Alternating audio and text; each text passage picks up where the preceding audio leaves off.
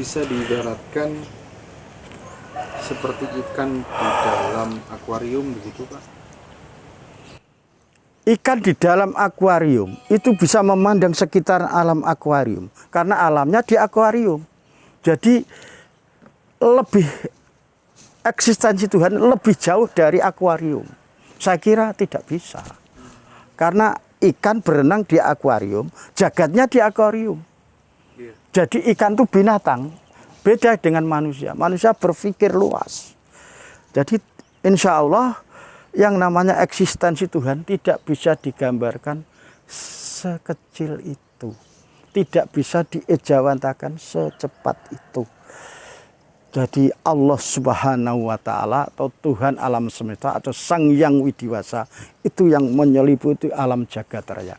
Anda tahu, satu titik Indonesia itu sedebu daripada dunia. Inilah makanya tidak mungkin Indonesia itu satu kelingsi atau sangat kecil sekali. Apalagi manusia besarnya seberapa? Dengan debu mungkin minus berapa miliar mikron. Jadi tidak bisa Allah digambarkan sekecil itu seperti akuarium, juga tidak bisa. Ini ya alam lingkungan ikan. Tapi kalau eksistensi Allah itu luar biasa, Mas. Pokoknya tidak bisa dikata-katakan. Tetapi kepercayaan kepada Tuhan itu adalah keyakinan yang terpatri di kejawen sak obahe sak musike menungso terlihat oleh alam. Ora ana wong iso luput saka pangindane panguwasane Gusti. Demikian. Pak, itu kan di depannya panjenengan itu kan ada rokok. Wujud kan Pak ya? Iya. Wujud itu kan berarti kan bisa dinyatakan. Karena di dalam pemahaman Jawa itu bukan katanya melainkan kasunyatan. Sesuatu harus bisa dinyatakan. Sementara Tuhan sendiri salah satu sifatnya adalah wujud. Nah, sifatnya wujud kenapa tidak bisa dinyatakan, Pak? Oke. Rokok ini eksistensi, buatan manusia. Ini sifat. Jadi yang dikatakan maujud bukan kenyataan yang dilihat. Allah wujud itu artinya Allah itu ada. Allah itu menyelimuti jagat raya. Jadi orang yang tidak percaya dengan Allah, tidak percaya dengan Gusti, tidak percaya dengan Sang Yang Widi, ini orang yang merugi. Berarti hatinya hampa, tidak punya keyakinan. Jadi beda dengan rokok. Ini adalah eksistensi. Memang semua kekuatan, semua ciptaan yang ada ini oleh manusia, Allah yang berkehendak. Demikian. Jadi tidak bisa dikatakan bahwa ini sama dengan Allah. Tidak bisa. Tidak bisa. Allah itu sebetulnya penguasa alam. Tidak bisa dijangkau oleh kata-kata, oleh perasaan, kecuali oleh makom makrifat sing sejati. Nah, bisa nggak orang yang sudah makrifat sejati melihat Allah secara hakiki melalui mata dohir? Tidak bisa, Mas. Jadi saya langsung jawab, Allah itu tidak bisa dilihat oleh makhluknya karena besarnya Allah. Sudah saya katakan. Kalau Anda di Indonesia, Anda tidak bisa melihat Amerika. Anda di Widengan Panyuran ini tidak bisa melihat Kabupaten Tuban kota. Betul? Lah, hanya Allah itu mampu dirasakan kehadirannya. Allah itu ghoyar. Jadi setiap manusia itu adalah eksistensi dari gambaran dari kekuasaan Allah. Demikian. Jadi sesakti apapun manusia, Nabi Musa pun juga tidak bisa.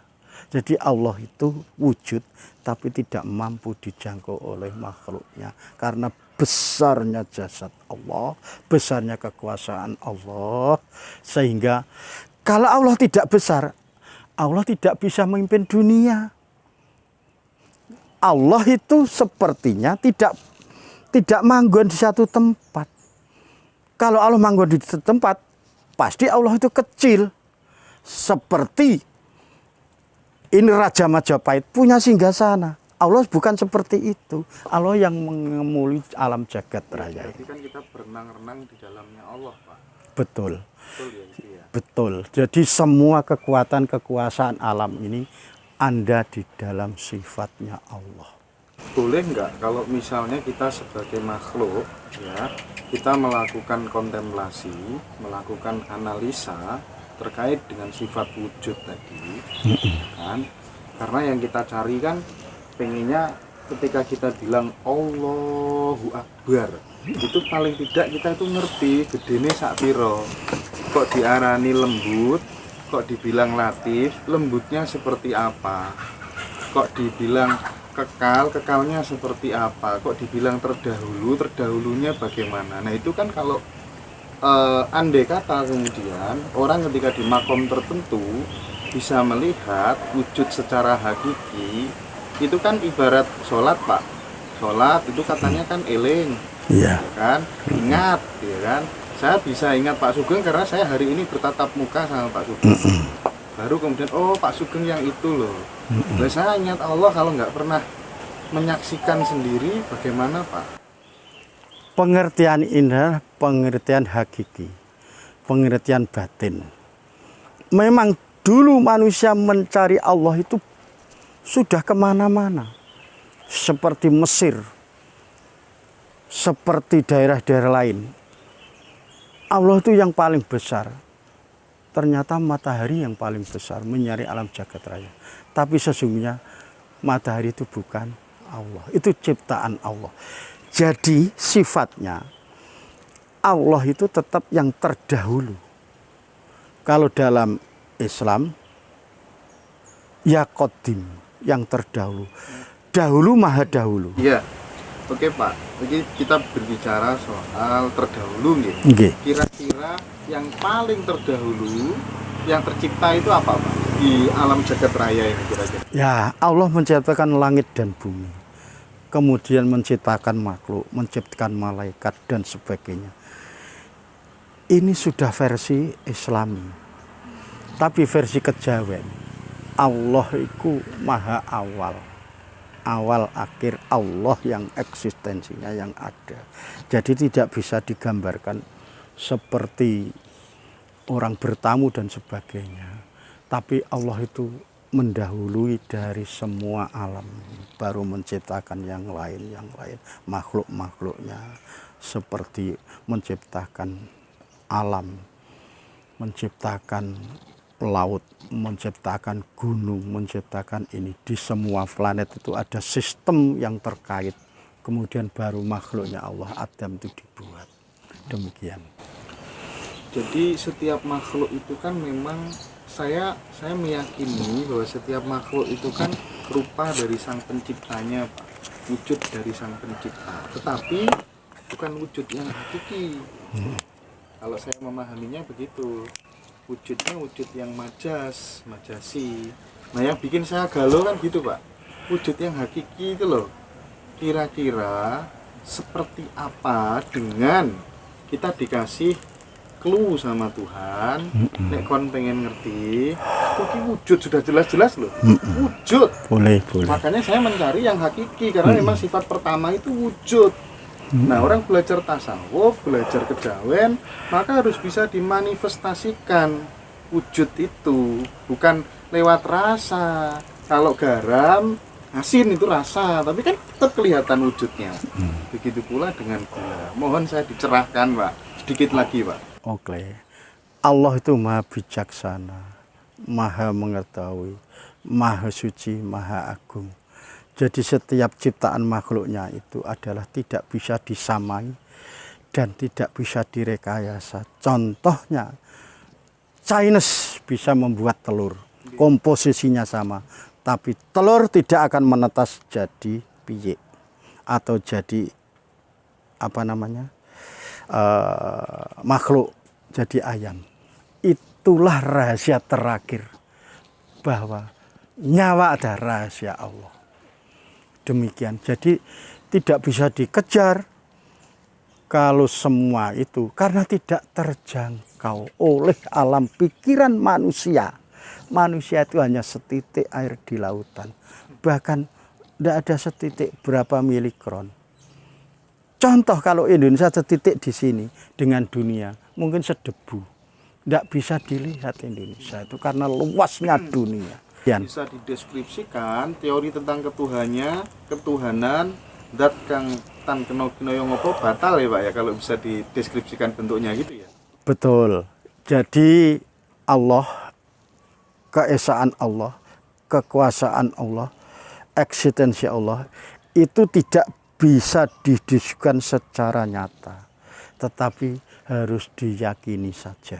Karena dunia sudah memprediksi orang bisa membuat sesuatu komposisi yang sama, tapi tidak tercipta roh.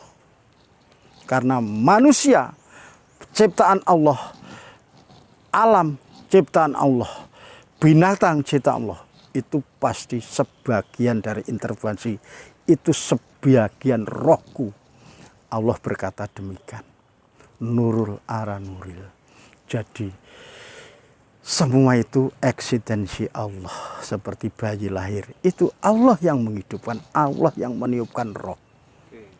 Terakhir Pak, Nggih, monggo. ada makrifatnya syariat, ada makrifatnya torikot, ada makrifatnya hakikat, ada makrifatnya makrifat. Bisa nggak orang ketika sudah level makrifatnya makrifat, karena tadi sudah dikasih clue, aku iki wujud, melihat wujud secara dohir, wujud yang hakiki. Kalau sudah makrifatnya makrifat. Oke, makrifatnya makrifat itu terbatas. Karena ilmunya manusia itu setitik air di lautan. Sedangkan rahasia Allah tidak bisa dijangkau oleh manusia. Jadi begini, yang namanya makrifat tidak akan bisa mewujud melihat dengan otentik iso. Hanya dia rasa. Jadi rasa. Rasa inilah kekuatan Allah. Ada orang misalnya bisa meramal, dia itu sudah dekat dengan Allah. Hanya dekat saja sudah sebegitu orang kagum. Apalagi kayak melihat, tidak bisa. Prasasat ngerti Tuhani, itu ngerti di sini artinya masih kiasan. Hanya penguasa Gusti kroso. Oh, awak bakal ngene, awak bakal ngono, awak bakal ngene. Itu hanya sebagian zat yang dia serap, tetapi dia sudah bisa meramal ini. Mengatakan bukan meramal. Karena dia dapat satu bisikan dari nur ilahi tadi. Jadi kalau dikatakan nyata, manusia tidak akan bisa menyamai Tuhan. Tuhan tidak sama dengan siapapun. Tuhan tidak dilahirkan. Dan Tuhan tidak melahirkan.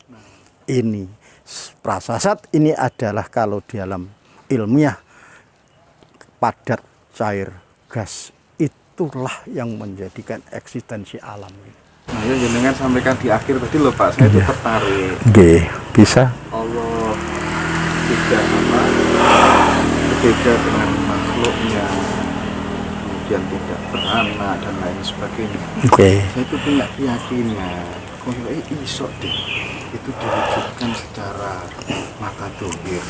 Kenapa kita berhenti di satu titik? Off the record, sama dengan makhluknya karena kemampuan Allah yang mengayomi, Allah yang meniupkan roh semua makhluk. Jadi semua makhluk yang akan mati, rohnya akan kembali Allah. Kecuali orang yang benar-benar jahat dan durjana, dia akan kembali ke sasaran kayu, watu, dan pohon sebagainya. Oke, Pak Sugeng. Saya mengucapkan terima kasih. Oke, sama-sama. Waktu yang diberikan. Sama-sama, Pak. Mudah-mudahan apa yang disampaikan bisa bermanfaat dan guna kita semuanya. Pak Sugeng diparingi Amin. bahagia tak berkesudahan, tak berketersediaan. Amin ya Allah ya. Terus Nggih. Rahayu sagung dumati.